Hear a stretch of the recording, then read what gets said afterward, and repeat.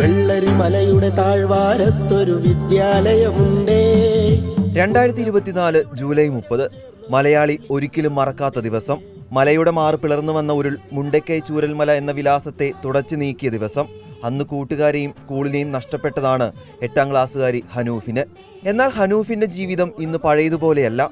കൂട്ടുകാരോടൊപ്പം ചിരിച്ചു കളിച്ച് കലയെ തന്നിലേക്ക് അടുപ്പിച്ച് ഹനൂഫ് ഓർമ്മകളെ ഓടിത്തോൽപ്പിച്ച് മുന്നേറുകയാണ്. സംസ്ഥാന സ്കൂൾ കലോത്സവത്തിൽ ഹൈസ്കൂൾ വിഭാഗം വഞ്ചിപ്പാട്ടിൽ വെള്ളാർമല സ്കൂളിലെ കുട്ടികൾക്കൊപ്പം ഹനൂഫുമുണ്ട്. ഹനൂഫിന് ഇത് പുതിയ ജീവിതം.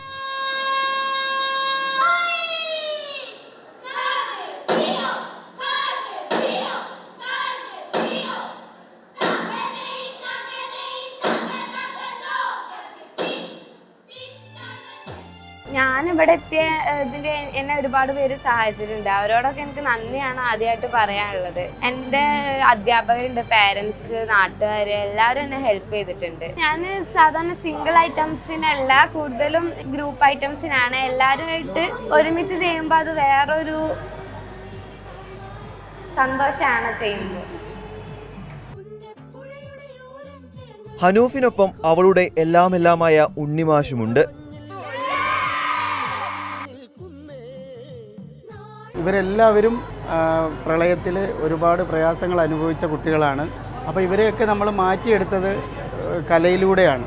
പ്രത്യേകിച്ച് അനൂഫൊക്കെ എന്ന് പറഞ്ഞാൽ ഒരുപാട് ജീവിത പ്രയാസങ്ങൾ അനുഭവിച്ച കുട്ടിയാണ്. അവൾ എല്ലാ പ്രയാസങ്ങളും മാറ്റി വെച്ചിട്ട് റെസ്ക്യൂ പ്രവർത്തകർക്ക് അവരോടൊപ്പം നിന്നുകൊണ്ട് പ്രവർത്തിച്ച ഒരു കുട്ടിയാണ് അവൾ.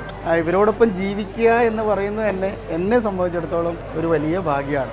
മത്സരത്തിന് കയറും മുമ്പ് ഉണ്ണിമാഷ് കുട്ടികളോട് ചോദിച്ചു, മക്കളെ, വെള്ളാർമലയിലെ കുട്ടികളെ അങ്ങനെ അങ്ങ് തോൽപ്പിക്കാൻ പറ്റുമോ എന്ന്. നമ്മൾ ചൂരൽമലയുടെ മക്കളാണ് അല്ലേ, വയനാടിൻ്റെ വെള്ളാർമല സ്കൂളിൻ്റെ മക്കളാണ്. നമ്മൾ തകർത്ത് ഒടിച്ച് പൊളിച്ച് വിജയിക്കണം. ഓക്കെ.